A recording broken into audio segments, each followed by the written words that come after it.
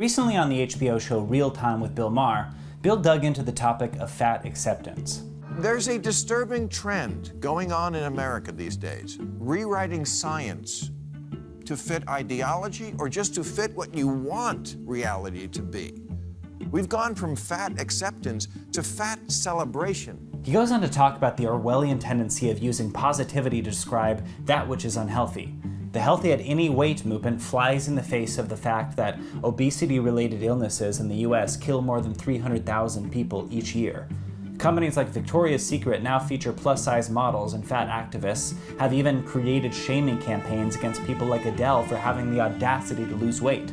Once again, I'd like to trace this new evolution of fat acceptance to fat celebration back to the universities and the relatively new branch of critical theory called fatness studies. Like disability activism, fat activism began in the 1960s during the Civil Rights Movement and the founding of the National Association to Advance Fat Acceptance in 1969, as well as the Fat Underground in the 1970s. The movement originally squared with the cultural and social changes of the time. It only recently became a distinct branch of identity politics. It draws heavily from queer theory, feminism, and intersectionality in an attempt to portray negative perceptions of fat people as akin to racism, sexism, and homophobia.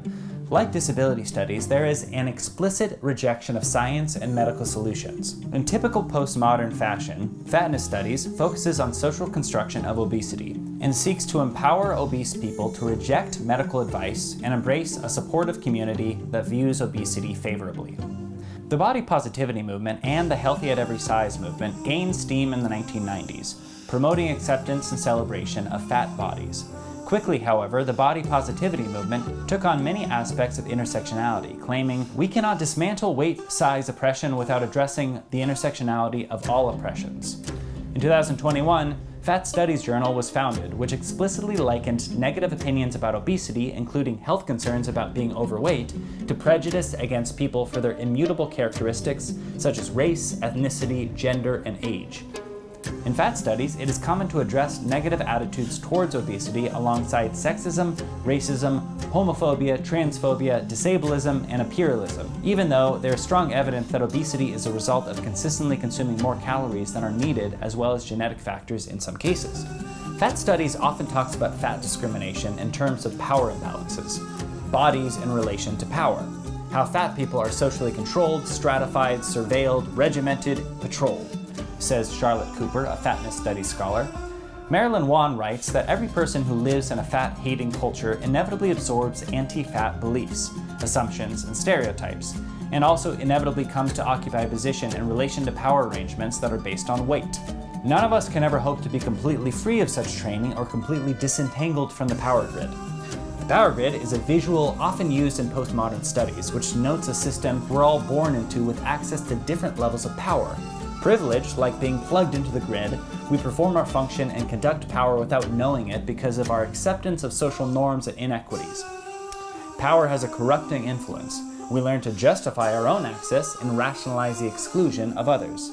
Cooper points to capitalism as the problem, not surprisingly. She writes that the forces of neoliberalism, capitalism, pressure people to adapt themselves to society instead of requiring society to accommodate them.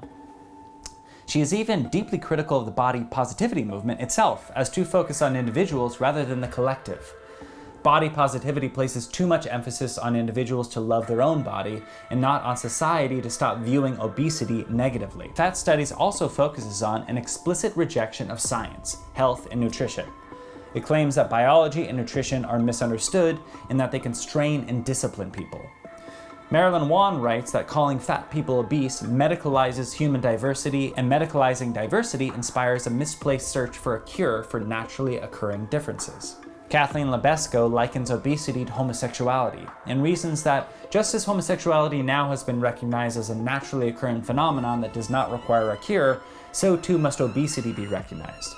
She even goes as far as to say that obese people who think their weight is a problem in need of treatment are suffering from something redolent of Stockholm Syndrome, because science and medicine have long been instrumental in oppressing fat and queer people. Furthermore, emphasizing the value of health is a problematic ideology known as healthism, which is bolstered by nutritionism, or the excessive focus on the relevance of the nutritional value of food.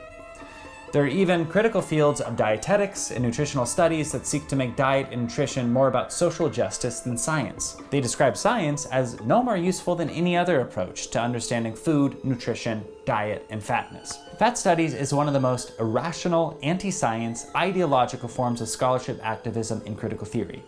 Because it started later than all the other critical studies, it attempts to incorporate so many existing forms of identity studies that it comes off as even more messy and incoherent than the others. It attempts over and over to compare and even equate fat phobia to many of the other serious prejudices based on immutable characteristics such as racism, sexism, and homophobia. It threatens to hinder much of the progress made by these groups. Instead of looking at the psychological and physiological issues that make obesity hard to overcome for so many, fatness studies places the blame on society for not accepting and celebrating health at every size. By doing this, fatness studies actually contributes to a very serious and dangerous health epidemic. People will find it very difficult to manage their weight and suffer from low self-esteem as a result, can be motivated to reject the medical consensus that obesity is a serious health problem. If fat activism succeeds in attaining the status currently assigned to feminism and anti-racist activism, doctors, scientists, and researchers could feel intimidated into withholding medical treatment and research that could actually help overweight individuals. In other words, fatness studies, like many of the other critical studies, hurts the very people it seeks to help.